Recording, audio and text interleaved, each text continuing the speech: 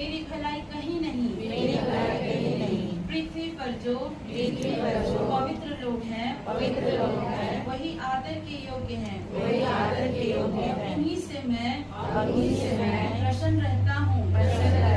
जो पराये देवता के पीछे भागते हैं, उनका दुख बढ़ जाएगा। मैं उनके लहू वाले अर्घ नहीं चढ़ाऊंगा, और उनका नाम अपने ओठों से नहीं लूंगा। परमेश्वर मेरा बाग है, मेरे कटोरे का हिस्सा है। मेरा भाग वो तो स्थिर रखता है। मेरे लिए माप की डोरी मन भावने स्थान में पड़ी है, और मेरा भाग मन भावना है। मैं परमेश्वर को धन्य कहता हूँ, क्योंकि उसने मुझे सम्मति दी है। वरन मेरा मन भी रात में मुझे शिक्षा देता है। मैंने परमेश्वर को निरंतर अपने सम्मुख रखा है, इसलिए कि वह मेरे दाहिने हाथ रहता है। मैं कभी ना डगमगाऊंगा। इस कारण मेरा हृदय आनंदित और मेरी आत्मा मगन हुई है। मेरा शरीर भी चैन से रहेगा, क्योंकि तू मेरे प्राण को अधोलोक में न छोड़ेगा, न अपने पवित्र भक्त को सड़ने देगा। तू मुझे जीवन का रास्ता दिखाएगा। तेरे निकट आनंद की भरपूरी है। तेरे दाहिने हाथ में सुख सर्वदा बना रहता है।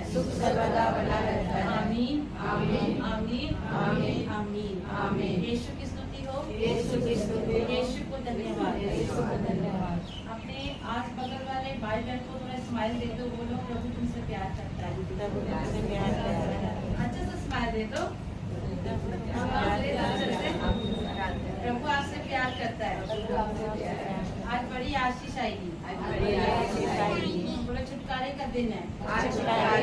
बहन प्रभु तुझसे प्यार करता है। यीशु की स्तुति हो, यीशु को धन्यवाद। तो क्या हम अपने परमेश्वर के लिए जोरदार ताली बजा सकते हैं? आइए हम लोग वचन पे जाएंगे।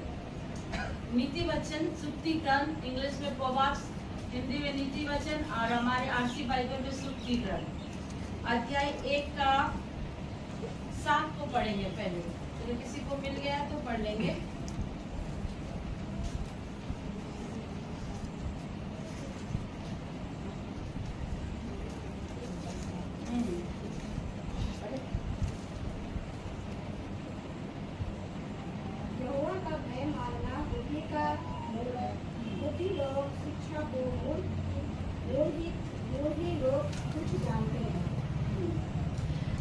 मेरे साथ बोले, परमेश्वर का भय मानना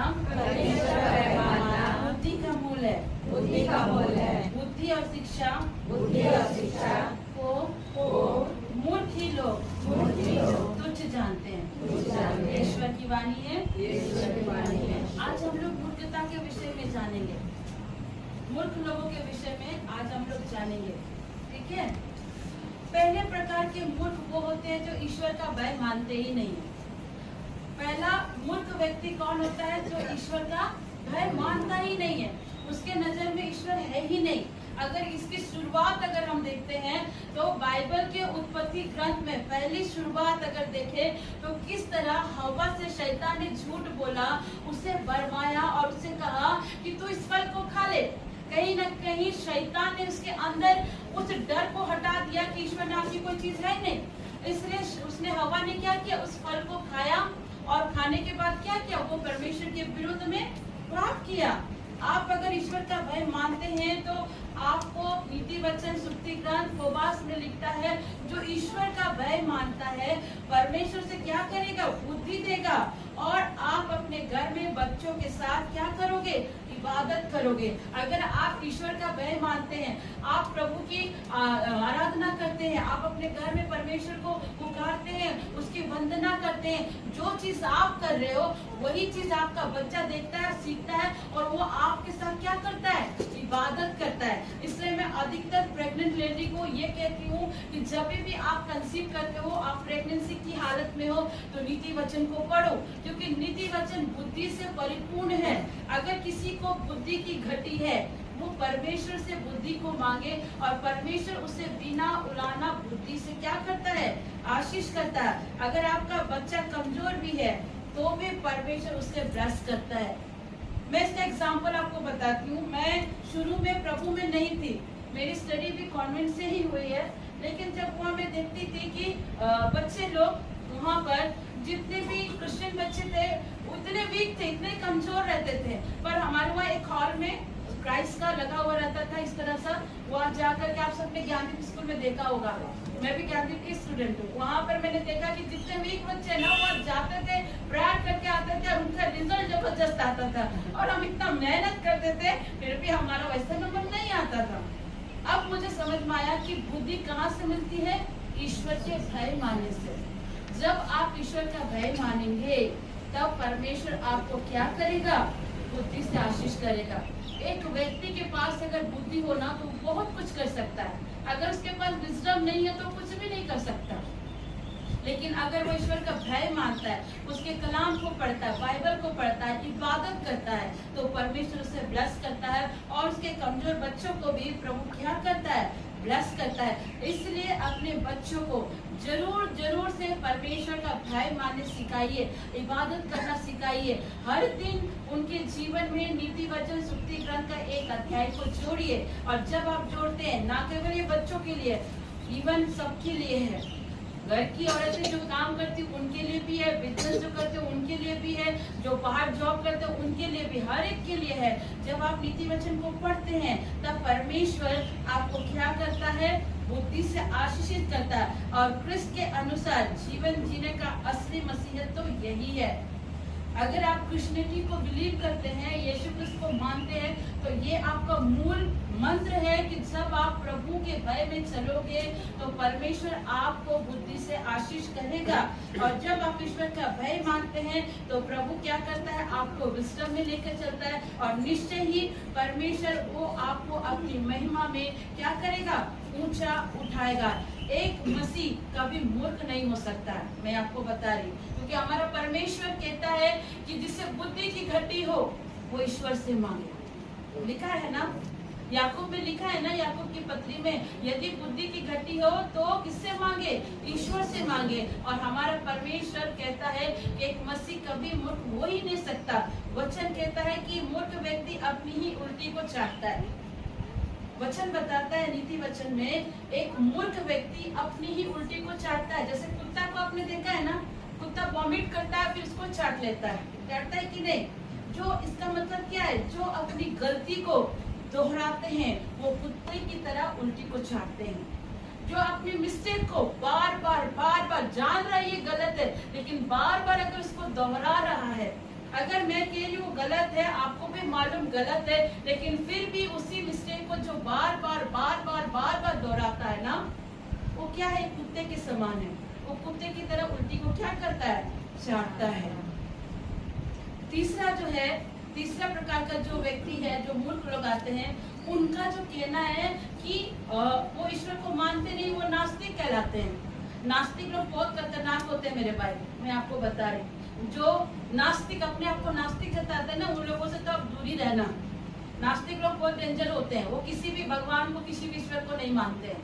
वैसे लोगों का कुछ नहीं हो सकता है, इसलिए ऐसे लोगों से क्या करना है, परे रहना है। जो नास्तिक बनते हैं अपने आप को, जो ईश्वर की संरचना को नहीं मानते हैं, ये भगवान को, प्रभु को, अबा पिता को नहीं बिलीव करते हैं, ऐसे नास्तिक लोगों से दूर रहिए, क्योंकि बहुत डेंजर होते हैं। मैं आपको बता रही हूँ, बहुत डेंजर होते हैं ऐसे लोग, ठीक है। अगला प्रकार का जो व्यक्ति है, जो मूर्ख होता है ना, पता वो क्या करता है, बहुत जल्दी नाराज हो जाता है। चौथा मूर्ख व्यक्ति जो बहुत जल्दी क्या होता है, नाराज हो जाता है, बहुत जल्दी गुस्सा हो जाता है, और कोई उसको अगर छोटा सा बात बोल जाता है ना तो उसको बहुत दिल में दुख लगता है। ये है चौथा प्रकार का मूर्ख, जिसको बहुत जल्दी गुस्सा आता है, बहुत जल्दी एक दूसरे पर क्या करते हैं, नाराजगी दिखाते हैं। कोई अगर कोई तकलीफ दे दिया, कोई हर्ट वाली बात किया, तो उसको सालों साल अपने अंदर दबाए रखते हैं। ये होते हैं चौथे प्रकार के मूर्ख।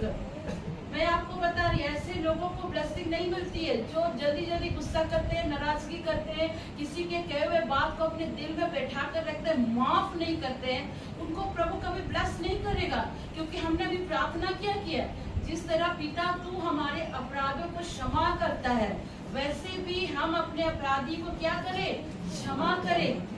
अगर आप किसी को फॉरगिव नहीं कर सकते, तो आप ये कैसे एक्सपेक्टेशन करते हैं कि ऊपर वाला आपको माफ कर दे? क्या बाइबल में ऐसा लिखा हुआ है? लिखा है ना कि पिता जैसे तू मेरे अपराधों को क्षमा करता है, वैसे ही मैं दूसरों का अपराध क्षमा करूं। अगर मैं एक बात बता रही, अगर परमेश्वर हमारे अपराधों को क्षमा नहीं करता, तो क्या आज हम यहाँ होते?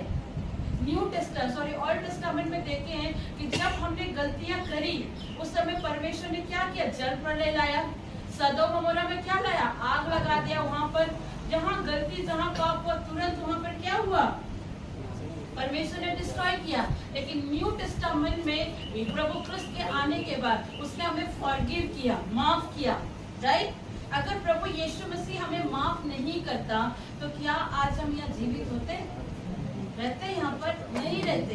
इसीलिए परमेश्वर कहता कि चौथा मूर्ख क्या है, जो गुस्सा करता है, जो नाराजगी जताता है, जो बहुत तरह की बातों को बोल के सालों साल बैठा कर रखता है। अरे उसने मेरे साथ ऐसा कर दिया, अरे बाप रे कैसे उसने मेरे बारे ऐसा बोल दिया, बस लेके बैठ गए।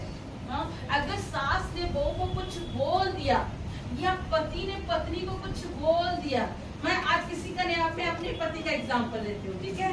अगर मेरा पति मुझे बोले ज्योति तो किसी काम की नहीं है, और यहाँ मैं काम कर करके भी परेशान हो रही, मैं भड़क जाऊंगी, रियलिटी है, भड़क जाऊंगी, गुस्सा हो जाऊंगी।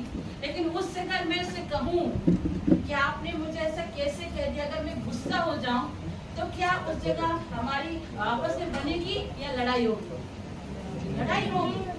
पर उस जगह अगर मैं उससे कहूँगी ठीक है आप मुझे ऐसा कहते हैं, लेकिन आप देख रहे कि मैं सारे काम को कर रही हूँ प्यार से। एक लड़ाई पता है कैसे कंट्रोल होती है? अगर सामने वाला व्यक्ति गुस्सा है ना, सामने वाला व्यक्ति अगर आपसे नाराज है ना, तो आप उस समय हम्बल हो जाओ, आप शांत हो जाओ, ठीक है। और जब आप शांत होंगे, आप हम्बल हो जाएंगे ना, तो ऑटोमेटिक क्या होगा, गुस्सा शांत हो जाएगा, होगा कि नहीं होगा?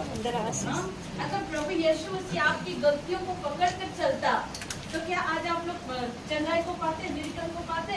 हाँ, प्रभु यीशु मसीह को कितने लोगों ने क्या कहा, अरे ये तो नाजायज औलाद है, ये तो कुंवारी मरियम से गर्भवती हुआ, ये चुंगी लेने वालों के साथ खाता है, वेश्याओं की संगति करता है, पापियों की मंडली में बैठता है।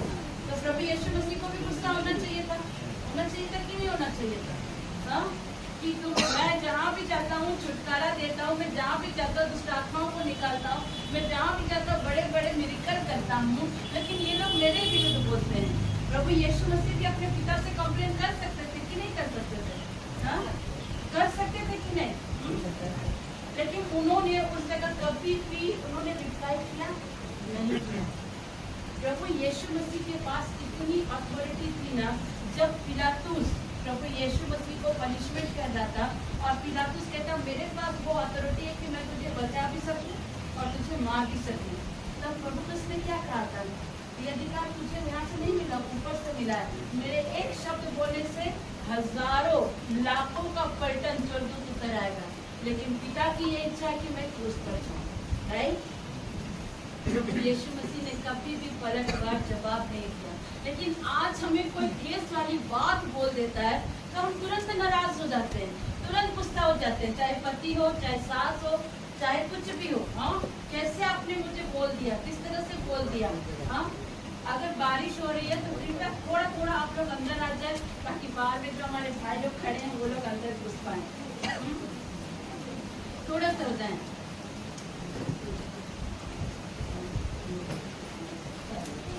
कई लोग उस दर्द से निकलना ही नहीं चाहते। अगर किसी ने किसी को तकलीफ दे दिया ना, उस हर्ट से निकलना ही नहीं चाहते, उस दर से निकलने नहीं चाहते। आप क्यों चाहते हैं कि लोग आपको इम्पोर्टेंट दे? मुझे पहले ये बताओ, आप क्यों चाहते हैं कि लोग आपको इतना इम्पोर्टेंट दे, इतना वैल्यू दे? अगर इम्पोर्टेंस किसी को मिलना चाहिए ना, तो वो परमेश्वर को मिलना चाहिए। महिमा सिर्फ परमेश्वर को मिलना चाहिए। हम और आप कुछ नहीं है, एकमात्र जीवित परमेश्वर है। हम क्यों एक्सपेक्टेशन कर रहे हैं कि वो व्यक्ति मुझे इज्जत करे, वो व्यक्ति मुझे आदर करे? अरे भाई ठीक है ना, उसने नहीं किया तो नहीं किया। पहले मैं भी ऐसा सोचती थी, लेकिन परमेश्वर ने मुझे कहा, ज्योति जब मैं भी संसार में था ना, हर लोग मुझे पसंद नहीं करते थे। यीशु मसीह भी जब इस संसार में थे ना, यहूदी लोग, पारसी लोग पसंद नहीं करते थे, क्योंकि परमेश्वर हर विधि को तोड़ता था। सबत के दिन में सूखे वाले को चंगा कर दिया, दुष्टात्मा को निकाल दिया। एक जगह प्रभु यीशु मसीह एक व्यक्ति से झील के उस पार मिलने गए, और उस व्यक्ति के अंदर में कितनी सारी दुष्टात्माएं थी, पता है? सेना सेना। वो व्यक्ति क्या था? कब्र में बैठता था, उसको सांकले में बांध करके रखते थे कि नहीं? आपने पढ़ा होगा, झील के उस पार गनसरेत जगह पर प्रभु गए थे, और जब प्रभु वहाँ पर गए, उनके चेहरे बैठे हुए नाव पर वो व्यक्ति जिसके अंदर इतनी सारी दुष्ट आत्माएं थी। मालूम है, दुष्ट आत्मा ये बिलीव करती कि यीशु प्रभु है, लेकिन हम लोग बिलीव नहीं करते प्रभु की बातों पर। वो दुष्ट आत्मा से भरा हुआ व्यक्ति के अंदर से जो वो क्या कहता है कि प्रभु समय से पहले तू मुझे दुख देने मत था, बोला है ना? आप सोचो उसमें कितनी सारी दुष्ट आत्मा थी। जब प्रभु से वो बात कर रहे होंगे तो एक साथ कितनी सारी वॉइस मिल होंगी। प्रभु भी चाहता तो वो उनकी पिटाई कर सकता था, लेकिन प्रभु ने वहाँ पर भी हम्बलनेस दिखाया, और क्योंकि जानता है कि उनका अपने टाइम और पीरियड है जब उनको पनिश किया जाएगा। उन्होंने कहा प्रभु समय से पहले हमें दुख ना दे, और वो सारे कहाँ चले गए? सुगर के अंदर और कड़ाके के झील पर गिरे ना, वो व्यक्ति को डिलीवरेंस हुआ।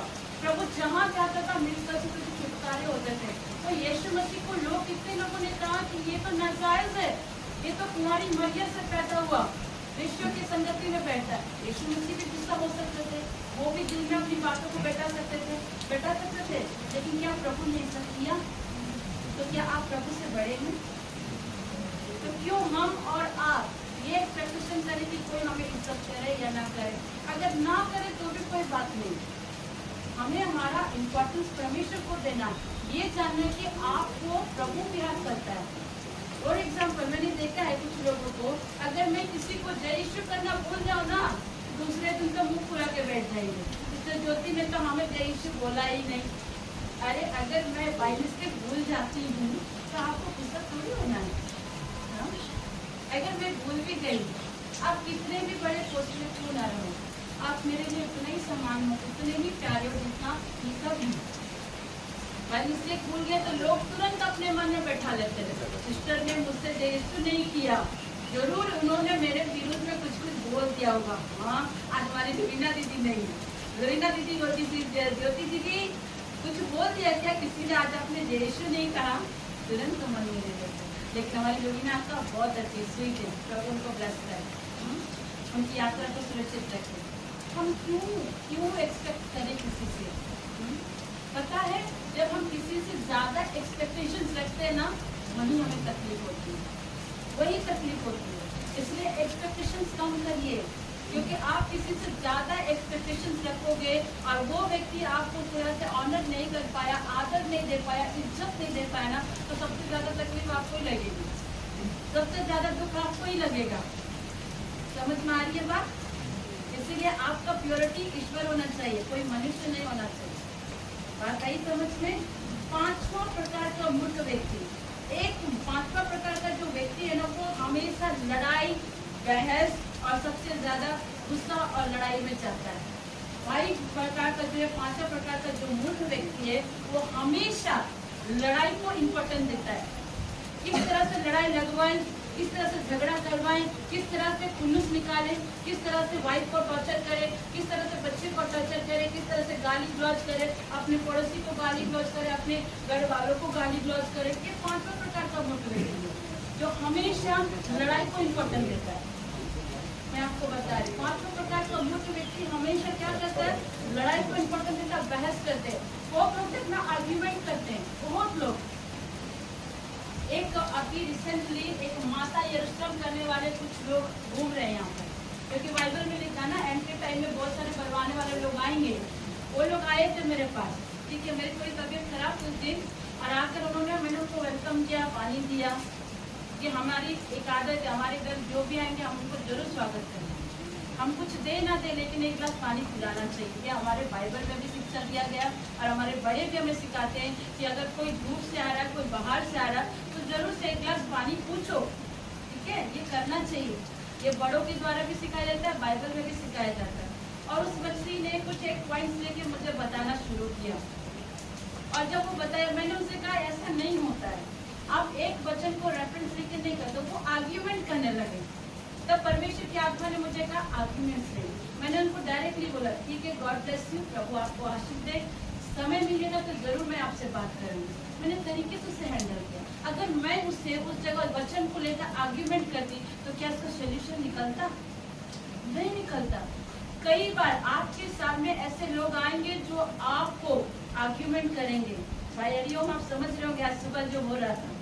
हाँ, आर्ग्यूमेंट करने वाले लोग आते हैं, लेकिन उससे आर्ग्यूमेंट नहीं करना है, सुनना है, उसके बाद उसको हम्बली प्यार से कहना है, नेक्स्ट टाइम जरूर हम आपका सुनेंगे, प्यार से, आर्ग्यूमेंट नहीं करना है। ये पांचों प्रकार का मूर्ख व्यक्ति है जो बहस करता है और लड़ाई की बहाने ढूंढते छोटी छोटी बातों के लिए। फॉर एग्जाम्पल देखिए, अगर वाइफ ने खाना बनाया और उसमें थोड़ा सा नमक ज्यादा हो गया, तुरंत गुस्सा हो जाएंगे पति, खाना बनाने आता नहीं है, हाँ तूने खाना बनाया है। और इधर पत्नी भी गुस्सा हो जाती है, हाँ?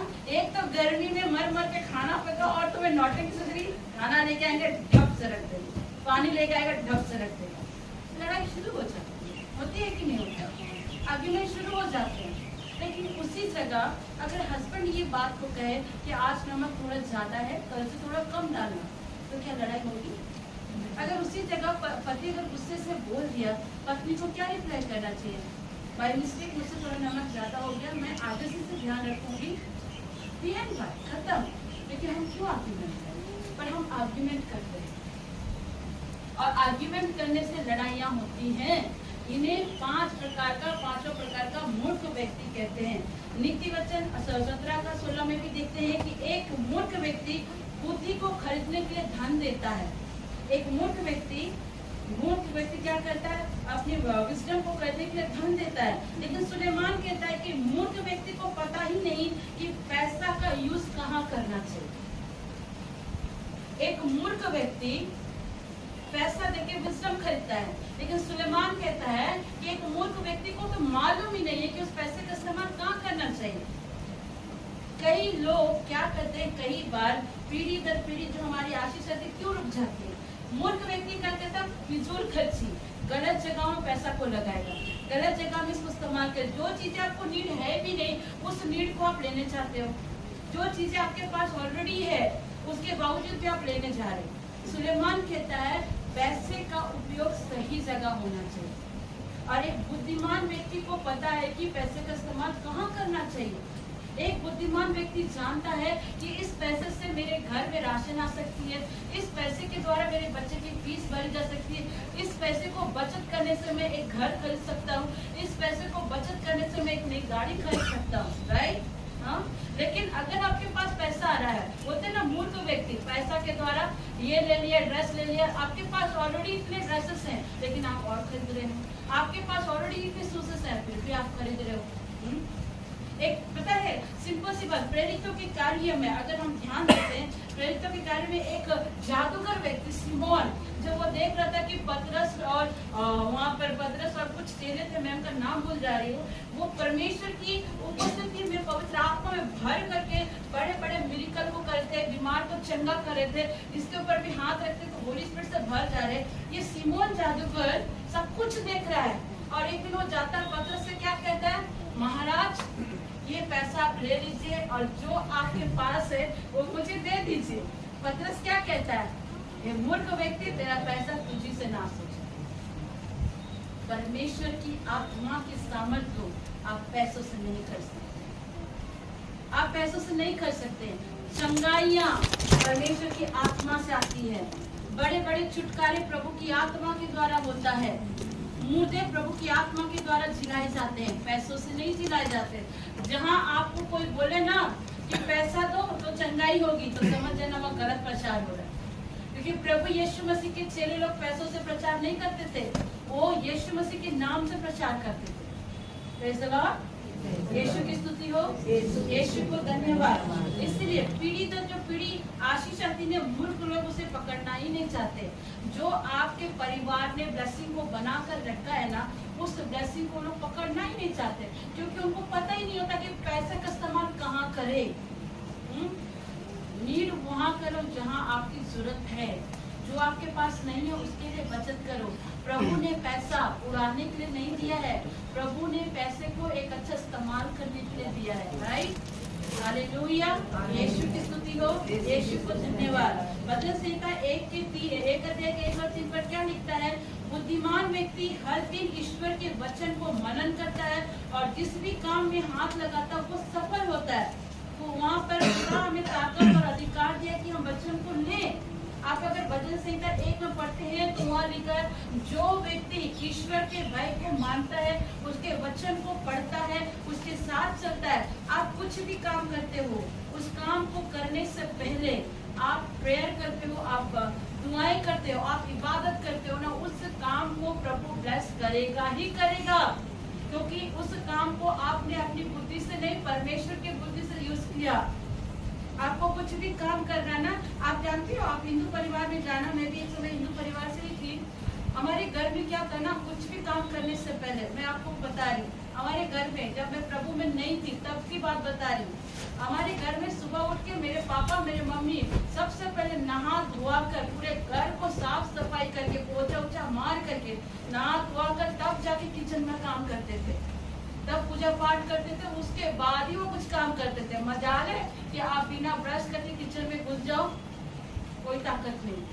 वो सबसे पहले ईश्वर को, वो लोग आराध्य को पूछते थे, उसके बाद काम करते थे, क्योंकि उनको कहीं ना कहीं ये फेथ था कि अगर हम पहले आराध्य को पूजा करें और उसके बाद कोई काम करें तो वो हमारा काम सफल हो जाए। जब एक हिंदू फैमिली इस तरह की सोच रख सकती है, तो क्या हम नहीं कर सकते? हम सुबह उठकर दुआ कर सकते हैं, सुबह उठ के आराधना कर सकते हैं, वचन को पढ़ सकते हैं, उसके बाद अपने कामों को कर सकते हैं। जब हम ऐसा करते हैं तो भजन संहिता 1:3 में क्या लिखता है? जब वो व्यक्ति ऐसा काम करता है तो ईश्वर उसके हाथों के द्वारा सारे काम को क्या करता है? सफल करता है और उसको ब्लेसिंग में बदलता है। परमेश्वर ने हमें वो ताकत और वो अथॉरिटी और वो पावर दिया है। मत्ती रचित सुसमाचार में लिखा, मैंने तुम्हें वो सारे अथॉरिटीज दिए हैं, तुम उसका उपयोग तो करो। हम उस अथॉरिटी को इस्तेमाल ही नहीं करते, क्योंकि हम जानते ही नहीं। हम क्रिश्चियन तो हैं, लेकिन हम बाइबल पढ़ते ही नहीं, तो हम जानेंगे कैसे? बाइबल पढ़ना सिर्फ फादर का काम है, बाइबल पढ़ना सिर्फ पादरी का काम है, बाइबल पढ़ना सिस्टर लोग का काम है। अरे नहीं बाबा, बाइबल आप सबको पढ़ना है। ये नहीं कि सिर्फ फादर ने पढ़ लिया तो हो गया। परमेश्वर कहता आप सबको पढ़ना है। आप जब इसको पढ़ेंगे तो आपको बहुत तरह से विजडम प्राप्त होगा। सुलेमान जो दाऊद का बेटा था, एक राजा का बेटा था, 17 साल का होगा मुझे लगता है। परमेश्वर ने उसे दर्शन दिया और पूछा, सुलेमान बता तू क्या चाहता कि मैं तुझे दूं? सुलेमान चाहता तो वह परमेश्वर से धन संपत्ति, राज्य, घोड़े, बहुत कुछ मांग सकता था, लेकिन सुलेमान ने क्या कहा? प्रभु मुझे बुद्धि दे कि मैं तेरी प्रजा का न्याय कर सकूं। क्योंकि सुलेमान जानता अगर उसके पास बुद्धि होगा ना, बड़े से बड़े प्रॉब्लम से निकल। अगर आपके पास बुद्धि होगा ना, आप बड़े से बड़ी समस्या से निकल जाओ। रिसेंटली 2 हफ्ता पहले जो हमारे साथ इंसिडेंट हुआ था, हमारा जो थाना पुलिस कर दिया गया था, वहाँ पर अगर हम गुस्सा दिखाते, लड़ते, झगड़ते, मारपीट करते या उस लड़की के साथ बहस करते तो हम नहीं जीतते। वहाँ परमेश्वर ने हमें बुद्धि दी कि किस तरह से हमें हम्बल होकर काम करना है। लड़ाई झगड़ा होकर कोई काम नहीं होता, हम्बल होकर काम करना। और आपके पास बुद्धि है तो आप बड़े से बड़े प्रॉब्लम से निकल जाओगे। यीशु की स्तुति हो, यीशु को धन्यवाद। ये था आपका 6वां और 7 प्रकार का मूर्ख, जो 7वां लाइन में आता है। 7वां मूर्ख व्यक्ति कौन होता है? अगला मूर्ख जो अपने ऊपर भरोसा रखता है, जो ईश्वर को, वचन को और प्रार्थना को इम्पोर्टेंस नहीं देता है। ये 7वां मूर्ख व्यक्ति है, जो परमेश्वर को इम्पोर्टेंस नहीं देता, उसके वचन को इम्पोर्टेंस नहीं देता, प्रार्थना को इम्पोर्टेंस नहीं देता और जो खुदा के नाम को इम्पोर्टेंस नहीं देता। ये 7 प्रकार का मूर्ख है, जिसको उसको लगता है कि मैं ही सब कुछ हूँ। तुमको प्रार्थना करना तुम करो, मेरे लिए परमेश्वर करे ना करे इट्स ओके। बहुत लोग क्या करते, तुम प्रार्थना कर रही है ना काफी है, तुम पूजा पाठ कर रही ना काफी है, तुम चर्च जा रही काफी है, तुम मंदिर जा रही काफी है, तू यहाँ जा रही, वहाँ तू जा रही, लेकिन अपने को कुछ नहीं करना, अपने को कुछ नहीं करना, अपने को कुछ नहीं करना। एक्सपेक्टेशन रखना बड़ा बड़ा चीज कि मुझे ये चाहिए वो चाहिए। एक इंसान को जब भूख लगता है ना, वो कहता है मुझे रोटी दे, आप उससे कहते हैं रोटी दे, लेकिन आपने कभी ये सोचा कि उसे रोटी बनाने में कितनी मेहनत लगी होगी? आटा उसने मथा होगा, तवा चढ़ाया होगा, रोटी पाक में सेका होगा, उसने सबने करना, उसको तो मिल ही रहा है, आप सिर्फ ऑर्डर दे रहे हो, आप इम्पोर्टेंस नहीं देते हो। और जब आपको रोटी ला के दी जाती है तो उसका वैल्यू नहीं करते, उसमें आप शिकायत करते हो। ऐसे ही लोग होते हैं जो ईश्वर के वचन को इम्पोर्टेंस नहीं देते, प्रार्थना को इम्पोर्टेंस नहीं देते हैं। और ये 7वें प्रकार के मूर्ख व्यक्ति होते हैं जो अपने आप को सब मान लेते हैं, मैं ही हूँ, मैं ही हूँ, मैं हूँ, लेकिन एक्चुअली में मैं कुछ भी नहीं हूँ। एक्चुअली में मैं कुछ नहीं हूँ। मैं ये जानता हूँ, मैं ये जानता हूँ, मैं ये कर लूंगा, मैं ये कर लूंगा, मैं वो कर लूंगा। और जब प्रॉब्लम आती है तो कुछ भी नहीं, तब पत्नी याद आती है, तब बहन याद आता है, तब सिस्टर याद आता है। क्यों? आप तो ईश्वर को मानते नहीं, आप बाइबल पढ़ते नहीं, आप वचन को मनन नहीं करते हैं, और प्रॉब्लम के समय में फिर क्यों आते हैं? ये 7 प्रकार का मूर्ख व्यक्ति होता है जो इन चीजों को वैल्यू नहीं करता है, जो ईश्वर को इम्पोर्टेंस नहीं देता है। क्या हुआ अगर एक दिन आपका पति पी लिया, आपको चर्च जाना है, आपको इबादत करने जाना है, और देख रहे हैं यहाँ पे पति ने पी लिया, तो गुस्से से हम भी नहीं जाते हैं, राइट सुबह दीदी? उसने पी लिया तो हम गुस्सा दिखाएं, अरे भाई उसने पिया तो पिया, लेकिन तुम तो प्रभु की संगति में जाओ, तुम्हारे प्रार्थना से उसको छुटकारा मिलेगा। क्योंकि वचन लिखता है पति और पत्नी क्या है, एक मन और एक तन है, राइट? परमेश्वर ने पुरुष के पसली से पत्नी को बनाया है, ना कि सर से बनाया, ना कि पैर से बनाया। अगर स्त्री को सर से बनाता ना तो स्त्रियां बोलती मैं तो तुम्हारे सिर से बनी, तू दब के बैठ। अगर पैर के नीचे से बना तो पुरुष बोलता तुम तो पैर से बनी हो, तो तुम्हें दब के बैठना पड़ेगा। इसलिए परमेश्वर के हमारा बहुत चालू है, उसने पसली से बना दिया, एक समान इक्वल कर दिया। हालेलुया, यीशु की स्तुति हो, यीशु को धन्यवाद। इसीलिए ऐसा काम न करें, जो लोग ऐसी चीजों को नहीं मानते उनके साथ न रहें। 8वां व्यक्ति जो ईश्वर को नहीं मानता है, अगला मूर्ख जो है, जो हर चीज को एक्सेप्ट कर लेता है, हर चीज को स्वीकार कर लेता है, चाहे वो गलत ही क्यों ना हो। 8वां मूर्ख व्यक्ति वो है जो हर वो चीज को एक्सेप्ट कर लेता है, चाहे वो गलत ही क्यों ना हो। आप पूछेंगे सिस्टर क्या गलत? 8वां प्रकार का जो मूर्ख व्यक्ति है ना, उसको तंत्र विद्या बोलो वो उसको भी एक्सेप्ट करेगा, आप पूजा पाठ बोलो उसको भी एक्सेप्ट करेगा, आप यहाँ चर्च बोलो उसको भी एक्सेप्ट करेगा, सारी चीजें। क्या तंत्र विद्या जादू टोना की चीजें आपको छुटकारा दे सकती है? दे सकती है? क्या तंत्र विद्या करने से, जादू टोना करने से आप माँ बन सकते हो? आप ठीक हो सकते हो? अगर जादू टोना में इतनी शक्ति होती तो हमारे आर्मी ऑफिसर को ना बॉर्डर में खड़ा होना नहीं पड़ता, जादू टोना से पाकिस्तान को उड़ा देते हैं। जो अभी हमला हुआ था उसको ऐसे हम उड़ा देते हैं। लेकिन मूर्ख व्यक्ति उसको भी एक्सेप्ट कर लेता है। 8वां मूर्ख व्यक्ति उसको भी एक्सेप्ट करता है कि जादू टोना हो, उसको भी एक्सेप्ट कर लेता है। और जब जादू टोना को एक्सेप्ट कर लेता है ना, तो उस समय से कुछ समझ नहीं आता, लेकिन बाद में से पता चलता है। रिसेंटली नेक्स्ट वीक का उसका आगे वीक में एक बहन हमारे बीच आई थी, ठीक है, कुछ रिक्वेस्ट लेके आया था, और जब यहाँ वर्शिप हो रही थी पूरा वो नाचने से उसका छूटना शुरू हो गया था। ईश्वर ने मुझे कहा कि गड़बड़ है, मैंने कुछ नहीं बोला। वहाँ बैठ के कुछ लोगों की रिक्वेस्ट को सुनी, प्रॉब्लम को सुन के काउंसलिंग कर रही थी। हमारी मामी मर्सी मामी बहुत बोली, उनके पास सुन गई और बोली दीदी मेरे लिए भी दुआ कर दो। हमारी मामी ने उन्हें प्रार्थना किया और उनको डायरेक्टली मुंह पे बोला कि इन सारी चीजों को छोड़ोगी तभी परमेश्वर तुम्हें देगा। थोड़ा देर हाँ ना नुकुर किया, और वहाँ बैठे हुए वो इंतजार कर रही थी कब हम सिस्टर से बात करें। फिर मैंने उसे बुलाया, मैंने उससे पूछा बोलो आपकी क्या प्रॉब्लम है। उसने बोला ऐसा बात है, इतने टाइम से हमें बेबी भी नहीं है, आप प्रेयर करो। तो हमने ठीक है, हमने उसे बताया। मेडिसिन भी कुछ हम लोग यहाँ से देते हैं, हमारे भाई लोग हैं जिसमें काम करते हैं मेडिसिन डेड होने का। तो वही उन चीज़ को सुना, उन्होंने पूछा, मैंने बताया ठीक है। पर जब उनसे बात करने लगे, परमेश्वर ने मुझे बोला कि पूछ ये उन चीज़ों को भी फॉलो करती है या नहीं करती है। मैंने उससे डायरेक्टली पूछा, सच सच बताना, क्या आप वहाँ जाते हो? इधर उधर मुंडी घुमा रहा, बहाना बना रहा, नहीं वहाँ से इतना दूरी पर है, वहाँ से इतना दूरी। मैंने उससे डायरेक्टली पूछा, क्या आप वहाँ जाते हो? उसने कुछ देरी 2 मिनट का मौन धारण करके बोला, हम जाते। तो आप ये कैसे एक्सपेक्ट कर रहे हो कि आप एक ही साथ हम ईश्वर का भी इबादत करें और शैतान का भी इबादत करें? क्या एक साथ हो सकता है? एक तलवार में 2 म्यान, मतलब एक म्यान में 2 तलवार हो सकती है क्या? नहीं हो सकती। आप ये कैसे एक्सपेक्ट कर रहे हो कि आप ईश्वर के पास भी आ रहे हो और आप शैतान के पास भी जा रहे हो? मैंने बोला ठीक है, मैं आपसे बात करेंगी। उसके जाने के बाद हमारे भाई को मैंने कहा, इस बंदी को हमारे यहाँ मत लाना। जो व्यक्ति इस शैतान को भी पूजे और ईश्वर के घर भी आए, ऐसे लोगों का काम कभी नहीं होगा। आपको या तो आप पूरी तरह शैतान के हो जाओ या तो पूरी तरह ईश्वर के हो जाओ। आप एक साथ 2 नहीं हो सकते। एक साथ आप बोलेंगे कि हम 2, एक पाँव पानी में, एक पाँव नाव में, ऐसा नहीं होता। 2 नाव में आप सवार नहीं हो सकते, ऐसा नहीं हो सकता। मैंने बोला सॉरी, ऐसा कुछ नहीं हो सकता। हम शैतान के पास भी जाएं और ईश्वर के पास भी जाएं, कैसे होगा? कैसे होगा? होगा नीलमणि? हाँ, नहीं होगा। नीलमणि ने भी बोलते नहीं।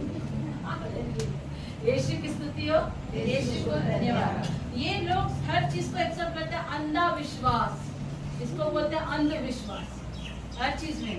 यहाँ अगर प्रेयर से थोड़ा अगर प्रभु ने ठीक नहीं किया ना, किसी ने बोल दिया सनी वहाँ चलो, वहाँ थोड़ा झाड़ फूक होता है, ठीक है मम्मी चलते हैं, दीदी वहाँ चलते हैं, हाँ वहाँ चलेगा। जब वहाँ गए, एक बड़ा मुर्गी लगेगा, वो भी कैसा मुर्गी चाहिए मेरा भाई? काला मुर्गी चाहिए, हाँ। और कैसा मुर्गी चाहिए?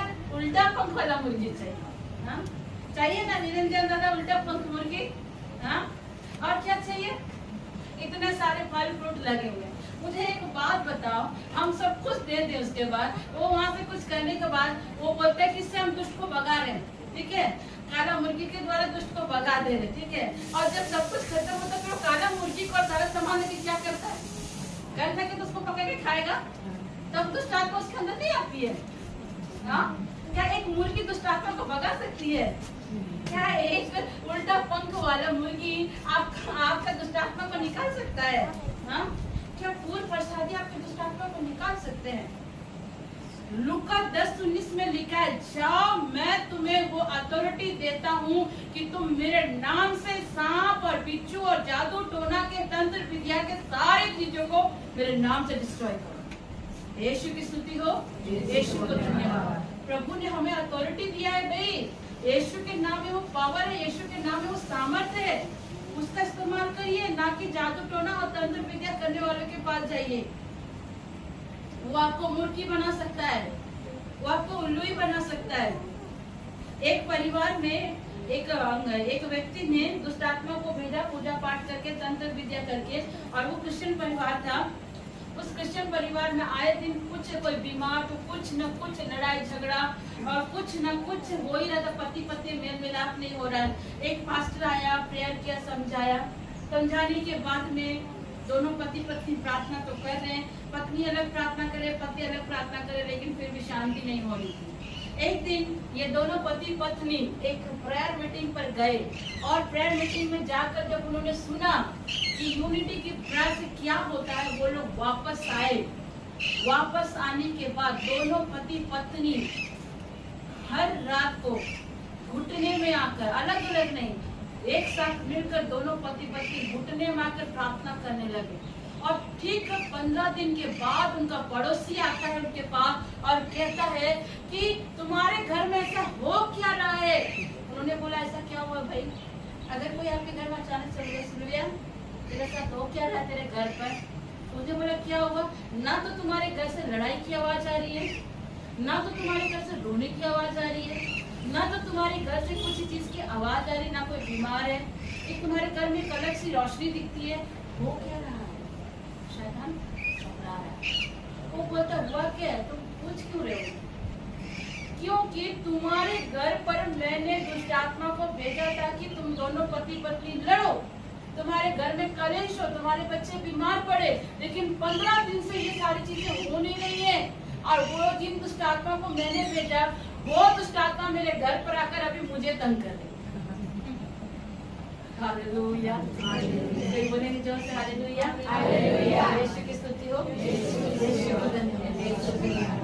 वो बंदा बोलता तूने ऐसा किया क्या है जो ये लोग आकर मुझे तंग करे, मैंने तेरे घर के लिए भेजा था। कहते हैं हमने परमेश्वर का अधिकार दिया, हमने एक साथ दुआ कर ली। तुम करते क्या हो वो चीज मुझे बताओ, क्योंकि ये सारी दुष्ट आत्मा मेरे सर पर ना चाहिए। यीशु की स्तुति। आपके विरुद्ध जितने भी हानि के हथियार बनाए गए हैं, आज परमेश्वर से नाश करेगा। आमीन, आमीन। बोलिए, जितने हानि के हथियार मेरे विरुद्ध, मेरे परिवार के विरुद्ध, मेरे घर के विरुद्ध, मेरे बच्चों के विरुद्ध बनाए गए हैं, उन्हें परमेश्वर नाश करने का। आमीन, आमीन, आमीन। अब जो नवा मूर्ख व्यक्ति है ना, वो क्या करता है मालूम है? जो नवा पॉइंट में आता है, वो मूर्ख व्यक्ति अपने ही घर को बर्बाद करता है, वो अपने ही घर को नाश करता है। नीति वचन 14 का 1 जरा खोलें। नीति वचन 14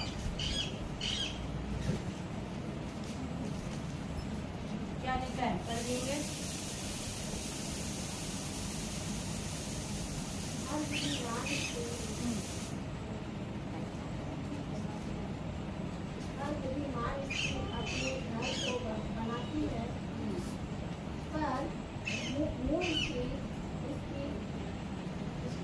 अपने ही हाथों से क्या लिखा है यहाँ पर? हर बुद्धिमान स्त्री अपने घर को बनाती है, पर हर मूढ़ स्त्री उसको अपने ही हाथों से क्या करती है? ढा देती है। एक बुद्धिमान स्त्री, एक बुद्धिमान व्यक्ति अपने घर को बनाता है, लेकिन एक मूर्ख व्यक्ति और एक मूर्ख स्त्री अपने घर को क्या करती है? नाश कर देती है। वह उस घर में कभी पति से नहीं बनेगा, कभी बच्चे से नहीं बनेगा। आए दिन लड़ाई झगड़ा, आए दिन किचकिच, पैसों की तंगी, घर की तंगी, हर चीज के लिए किचिर किचिर किचिर किचिर किचिर किचिर करते रहेंगे। बहुत सारी माओं का भी आदत है अपने बच्चों को किच किच किच किच किच किच करना। बहुत सारी बहनों का भी आदत है अपने पति को छोटी छोटी बातों में किच किच किच किच किच किच करना। है कि नहीं? होता है कि नहीं होता है? अपने बच्चों को किच किच करना, अपने पति को किच किच करना, अपने पत्नी को किच किच करना। आपके किच किच करने से वो घर बनेगा कि बिगड़ेगा? तो वो क्या करना है? किच किच नहीं करना। एक बुद्धिमान स्त्री घर को बनाती है और एक मूढ़ स्त्री घर को पूरी तरह से बर्बाद करती है।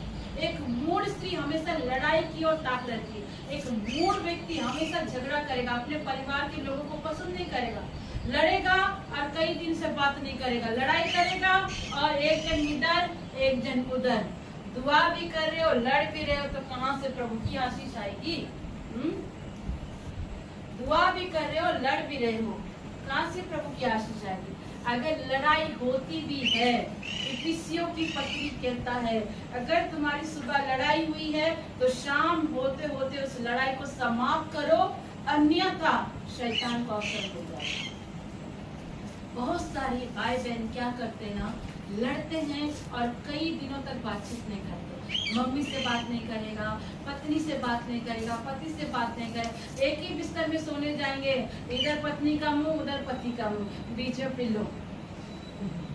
होता है कि नहीं होता है? या फिर पत्नी नीचे पति ऊपर। बात नहीं करेंगे छोटी छोटी बातों के लिए।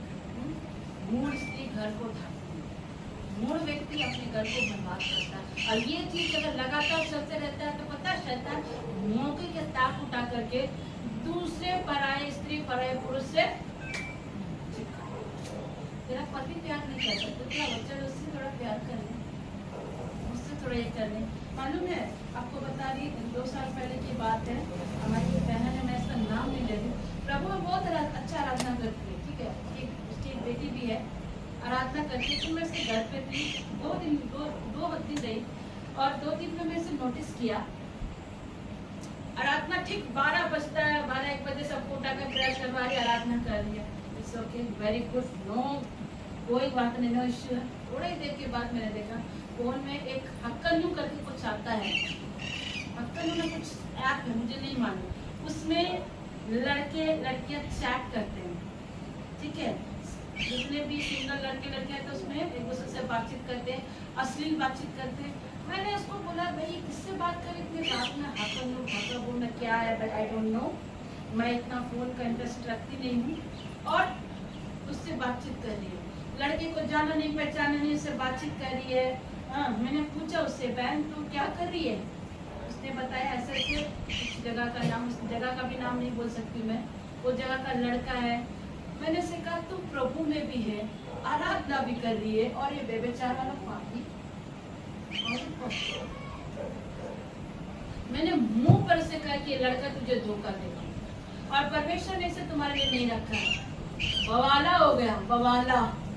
दीदी संध्या यहाँ पे नहीं, आप पूछ सकते हैं। और जो रोना धोना संध्या दीदी के सामने में उसने कहा, ज्योति ने ऐसे कैसे बोल दिया, उसको शादी हो गया, वो मेरे लिए नहीं सोचता। परमेश्वर आपको कभी भी ऐसा लड़का नहीं देगा जो ऑलरेडी व्यभिचार से लिप्त हो।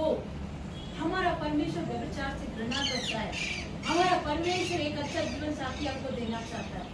आप प्रभु में आराधना भी कर रहे हो और इधर इसको भी एक्सेप्ट कर रहे हो, हाउ इज पॉसिबल?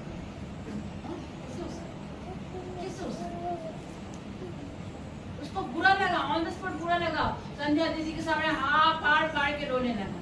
लास्ट में मुझे लगा भाई मैंने सच बोल के गलती कर दिया। मैंने बोला सॉरी बहन, मैंने तुम्हें सच बोला, इसके लिए मेरी बातों से तुझे अगर तकलीफ लगा तो मुझे माफ करना। और ठीक कुछ दिन बीतने के बाद उस लड़के ने मुंह पे कहा मैं तुझे नहीं अपनाऊंगा, क्योंकि तू एक बच्चे की माँ है, तुम्हारे शरीर में कुछ नहीं, परमेश्वर की आपकी शुद्धि। आज भी उसकी शादी हुई, मुझे माँ है, आज भी उसकी शादी हुई। परमेश्वर ऐसी चीजों को नहीं पसंद। आप सोचते हैं कि हम अच्छा आराधना कर रहे हैं और थोड़ी देर बाद में हम बस व्यभिचार में लिप्त रहे तो प्रभु आपको क्षमा कर देगा। जो बार बार गलती करता है ना, ऐसे लोगों को प्रभु पसंद नहीं करता, ये घर टूटने का कारण होता है। यीशु की स्तुति हो, यीशु को धन्यवाद। अब लास्ट हम लोग आते हैं, लास्ट मूर्ख व्यक्ति। लास्ट मूर्ख व्यक्ति, बहुत सारे मूर्ख व्यक्तियों के विषय में नीति वचन में बताया गया। लास्ट मूर्ख व्यक्ति अपने पिता की कभी नहीं सुनता है, और एक बुद्धिमान व्यक्ति अपने पिता की बातों को सुनता है। मतलब अब्बा पिता प्रभु यीशु का जीवित परमेश्वर की बात को सुनता है। आप अपने माँ बाप के अधीन में भी रहें। जो संसारिक माँ बाप परमेश्वर ने आपको दिया है उसके भी अधीनता में आप बहुत कुछ सीख सकते हैं, और आपको ईश्वर की अधीनता में भी रहकर सीखने की आवश्यकता है। यीशु की स्तुति हो, यीशु को धन्यवाद। जब आप अपने माँ बाप और ईश्वर के अधीन में रहते हैं ना, परमेश्वर आपको महिमा में उठाता है, महिमा में। आप अगर अपने माँ बाप को दुख देते हैं, अपने विधवा माँ को, अपने ऐसे पापा को जो जिनकी जीवन साथी चली गई उनको दुख देते हैं ना, पता है बाइबल बोलती है कि प्रभु अनाथ और विधवाओं की सुधि लेता है। अगर एक विधवा स्त्री आहें भर के रोए ना, तो वो चीज का आप कहाँ लेकर जाओगे बाहर? एक विधवा माँ रोए, उसका बाहर लेकर आप कहाँ जाओगे? पर एक विधवा स्त्री अगर ब्लेसिंग देती ना, उसका जबरदस्त रिजल्ट है भाई। आपकी माँ ने आपके लिए कितने बड़े तपस्या किए होंगे, आपको 9 महीना पेट में रखा होगा, आप उस पेट में रखे उसको कितनी बार तकलीफ लात मारते होंगे। कई बार माओ को इतनी वॉमिटिंग हो जाती है कि खा भी नहीं पाती है, कमजोर हो जाता शरीर। वो माँ आपके लिए इतना दुख उठाती है, आपको 9 महीना पेट में रखती है, ऑपरेशन थिएटर तक चली जाती है, अपने शरीर को एक कट लगवा देती है बड़े तकलीफ से। करीबन मैं सोचती 38 हड्डियाँ टूटती है तब एक बच्चा डिलीवर होता है। और जब वही बच्चा बड़ा होकर के कहता है कि तूने मेरे लिए किया क्या है, तो आप सोचो कितनी तकलीफ लगती है। आप भी एक समय पेरेंट्स बनेंगे। आज आप जो होगे ना वही आपका। अपने माँ बाप को ऑनर करना सीखिए, अपने माँ बाप को इज्जत देना सीखिए। परमेश्वर कहता है बुद्धिमान है वो व्यक्ति जो अपने पिता का ऑनर करता है, मूढ़ है वो व्यक्ति जो पिता की आज्ञा को नहीं मानता है। कुरिन्थी 3:16 में लिखता है कि आपका शरीर परमेश्वर का मंदिर है, परमेश्वर आपके अंदर बसता है। उस परमेश्वर को इज्जत दीजिए, परमेश्वर को ऑनर कीजिए, और जब आप ईश्वर के भय में रहेंगे तो ऑटोमेटिक आपको परमेश्वर नम्र बनाएगा। आप यहाँ परमेश्वर की इबादत कर रहे हैं और अपने घर में मेल मिलाप नहीं रखते, आप यहाँ प्रभु की आराधना कर रहे हैं, अपने पति से आप प्यार नहीं करते, अपने बच्चों से प्यार नहीं करते, अपने माँ बाप को इज्जत नहीं कर रहे, तो क्या आपको प्रभु ब्लेस करेगा? परमेश्वर नहीं करेगा। परमेश्वर ने आपके लिए इतना दुख सहा है, अपने आप को क्रूसीफाई किया। वो तो राजा का बेटा था, स्वर्ग का राजा का बेटा था। वो हमारे लिए एक गौशाला में आया। उस गौशाला में हम और आप बैठ भी नहीं पाएंगे, जहाँ गाय भेड़ बकरी वहाँ पे गोबर करती है, वहाँ पे जो दीदी वेस्ट निकालती है, वो हम और आप तो 1 मिनट के लिए नहीं बैठ सकते। उस जगह में प्रभु यीशु मसीह हमारे लिए आया, और वो भी अपने माँ मरियम और पिता यूसुफ के अधीनता में रहे। माँ मरियम ने भी अपनी क्लास लगाती होंगी जब वो छोटे थे। एक बार प्रभु मंदिर में रह गए थे और माँ मरियम और उनके पिता लौट के आए थे, उनको ढूंढने लगे। वापस जब मंदिर पे गए तो वहाँ पर माँ मरियम ने कहा तूने यीशु तूने ऐसा क्यों किया? डांट लगाया था वहाँ पर। जब प्रभु भी डांट खाया तो क्या हम और आप अपने पेरेंट्स के अधीन में नहीं रह सकते? हाँ, लेकिन पेरेंट्स का भी ये रिस्पॉन्सिबिलिटी है कि अपने बच्चे को हद से ज़्यादा टॉर्चर नहीं करें, हद से ज़्यादा किस मत करें। पुलिस की पत्री में लिखता है कि बच्चे वालों अपने बच्चों को रिस्क मत दिलाओ। जब आप बच्चों को प्रेशर देते हो ना, बच्चे भी डिप्रेशन में आ जाते हैं। इसलिए अपने बच्चों को ज़्यादा डिप्रेस मत करिए। उनके लिए क्या सही है क्या गलत है आप दुआ करिए। जबरदस्ती आप बोलेंगे नहीं तुमको साइंस ही लेना है और बच्चा साइंस के लिए रेडी नहीं है, तो बच्चा ऑलरेडी डिप्रेशन में चला जाता है। जो उसके लिए सही है उसमें आप उसकी मदद करें, दुआ करें, उसको सहायता करें और अपने माँ बाप का भी ऑनर करें। गलतियाँ सबसे होती हैं, गलतियों को प्रभु ही माफ करता है। हालेलुया, यीशु की स्तुति हो, यीशु महान। तो आज आपने वचन से सीखा 10 प्रकार के मूर्ख व्यक्ति के विषय में सीखा, 10 प्रकार का मूर्ख व्यक्ति कैसे होते हैं। तो आज अपने आप में जांचना कि प्रभु कहीं मैं भी इस गिनती में तो नहीं हूँ। अगर इस गिनती में हूँ प्रभु तो मुझे यहाँ से निकाल और मुझे विसर्जन से आ जाऊंगी। आइए इस वचन के द्वारा प्रभाव आने वाला